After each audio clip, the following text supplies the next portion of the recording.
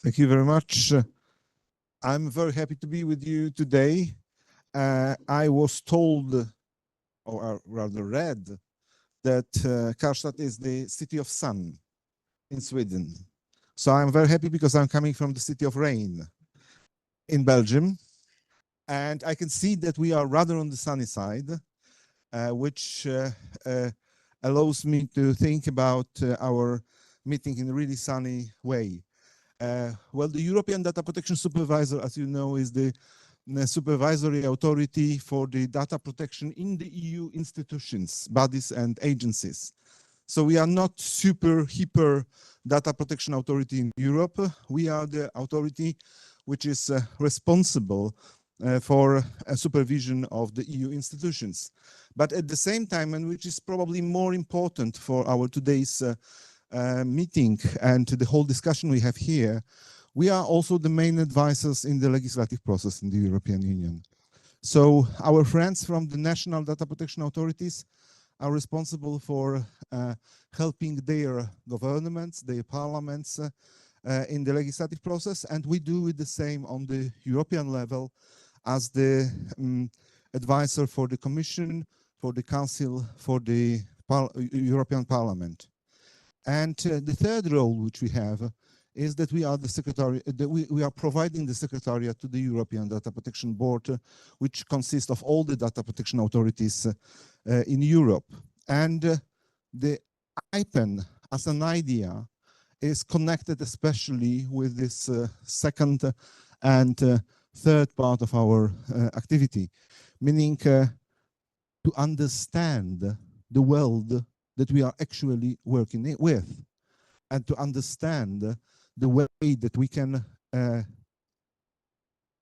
follow it in the legislative work and also then in regulatory work of the authorities.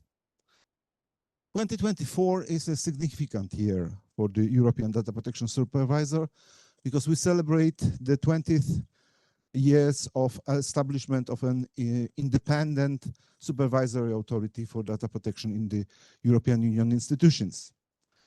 Throughout this year, we have reflected on our journey and set the stage for our future, while also taking on responsibilities under new AI Act. This year also marks the 10th anniversary of the IPEN. The network we created to foster collaboration among developers, privacy experts, regulators, academia, open source communities, and the businesses. Our goal has always been to advance privacy engineering and to find practical solutions to privacy challenges. We say challenges. We do not say problems. We say challenges.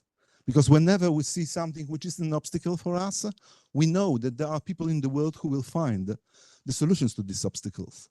And you will usually not find them among the politicians. You will not find them in this sphere among the lawyers. You usually find them among those who are creating the information systems and who work on information systems. Over the years, IPEN has tackled a wide range of topics, such as encryption, digital identity, synthetic data, assessing the potential benefits and risks of various privacy-enhancing technologies.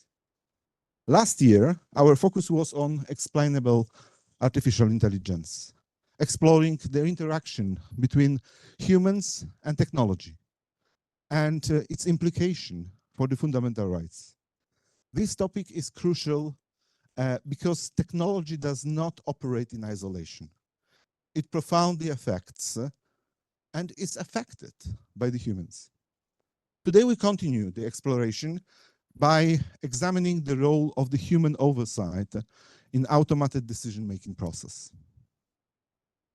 As automated systems become more and more integrated into our daily life, managing tasks ranging from selection of the Wi-Fi network that we use to translating languages, the need for effective human oversight becomes increasingly critical. While these systems can improve efficiency and convenience, they also pose significant risks, challenges, particularly when they affect individuals' rights and safety.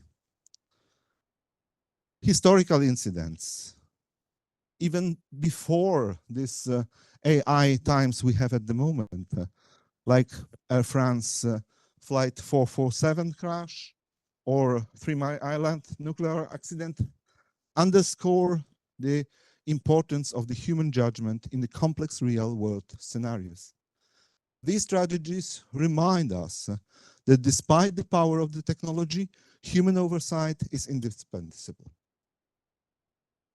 As we rely more and more on automated systems, the risks multiply, and we must ensure the systems are safe and trustworthy. We do not want ourselves find ourselves in the self-driving car which crashes. We do not want the medical devices to make incorrect diagnosis or fail during the surgery. Consider the frustration many of us feel when the automated system fails to understand our needs. And now imagine the stakes when these systems make decisions about the health, safety, or fundamental rights. This is why your engagement today in this discussion is so crucial for us. Beyond physical safety, automated systems also pose the risk to individual rights, particularly through processing the personal data.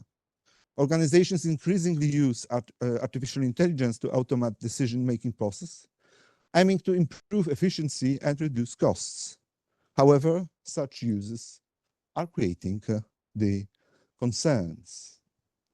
And the bias is one of the concerns which we were always pointing at.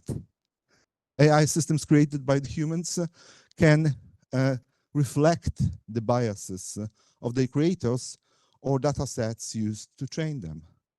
Without human oversight, these biases can go unchecked, leading to unfair and discriminatory outcomes. Human oversight is essential to ensure that automated decisions are fair and accountable. By involving humans in the decision-making process, we can identify and correct potential biases, making adjustments when necessary. This oversight can take various forms, but must ultimately empower overseers to question and act on decisions. Another critical concern is the potential for error in automated decision-making process. Even most sophisticated systems can make mistakes, misinterpret data, or overlook important contexts, make decisions based on faulty assumptions. In sensitive areas like health data, like healthcare as such, the law enforcement, such errors can have devastating consequences. And I think the examples from the Netherlands show very well how devastating it can be for the huge amount of people whose decision about whom are done in an automatic way. In this context, it is important to clarify the scope of today's discussion regarding automated decision and human decision supported by automated systems.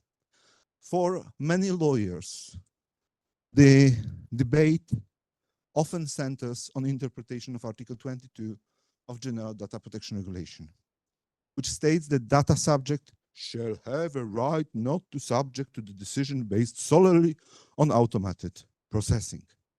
Does it mean that when you have a human in the loop, when you have a human in the process, it means that everything is all right? That's not the case as well. So, European Data Protection Board, in its guidelines, clarified that such decision involved no human involvement in decision-making process.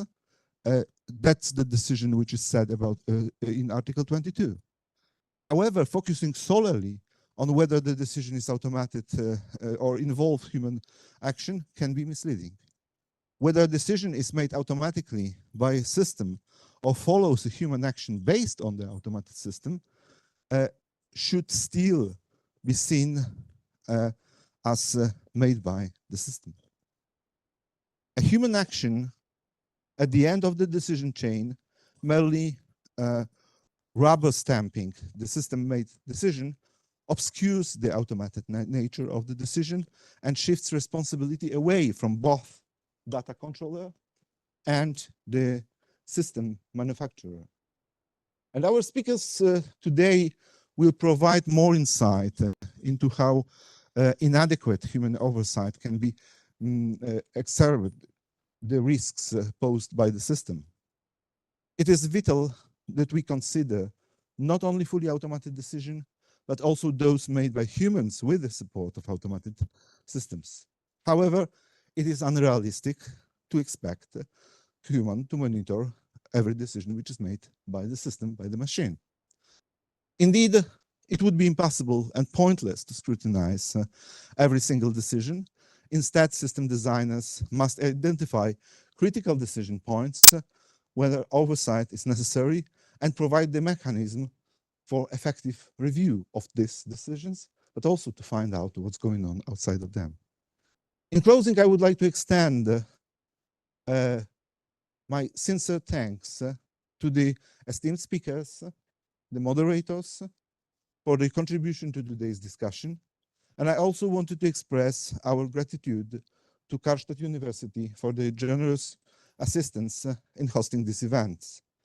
It is my hope that insight gained from today's IPEN event will enrich the discussion at the upcoming annual Privacy Forum of Venice, also hosted in Karlstad University. By the way, for me, this is the second academic year which I start in Scandinavia, because last year I started it with the summer school, which was organized in the University of Oslo, just a few kilometers from here, I may say, after my yesterday's bus trip from Oslo. Okay, I hope that by the end of the day, we will carry forward the insights and discussions from the event, striving to ensure that technology evolves, it remains as force for good. Thank you for your participation here in Karlstad and online, and I look forward for thought-provoking discussions which we will have today, and the possibility to use the effects of this discussion in the further work of EDPS on the top-level advice to the institution and of the ground-level advice to the same people who are working there. Thank you very much.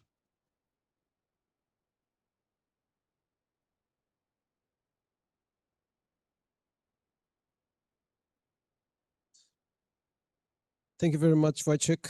I would now pass to Professor Stefan Lindskog.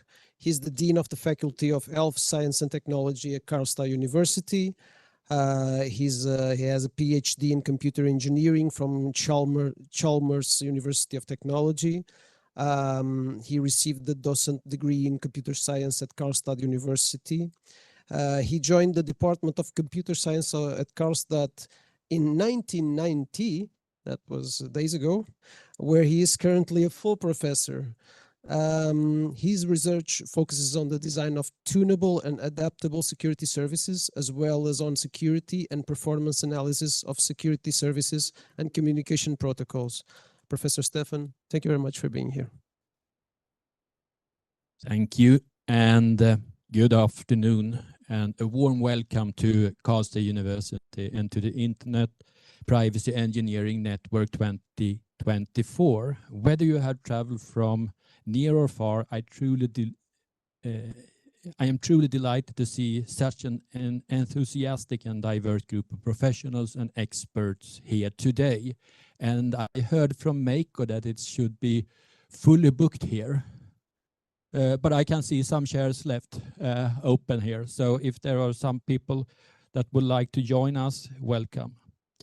As was said here before, I am Dean at the Faculty of Health Science and Technology, which is one of two faculties here at the university. So a little bit of history. Karlstad University is a relatively young university. We became a university in 1999, which means that we are celebrating 25 years as a university this year, and we celebrate all year. And before we got the university status, we were a university college for more than 20 years. And before that, we were a campus at Gothenburg University. Today, Karlstad University has almost 20,000 students, 300 PhD students, and almost 1,400 employees. Our annual turnover is 1.4 million Swedish crowns. Before we continue, or I hand over the microphone, I would like to extend a special thank you to Meiko Jensen.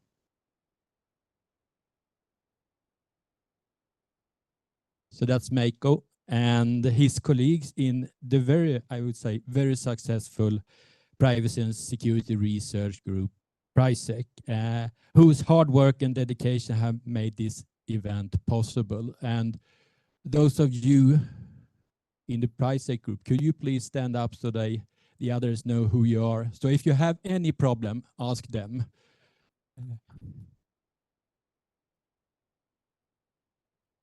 And once again, welcome to Karlstad University.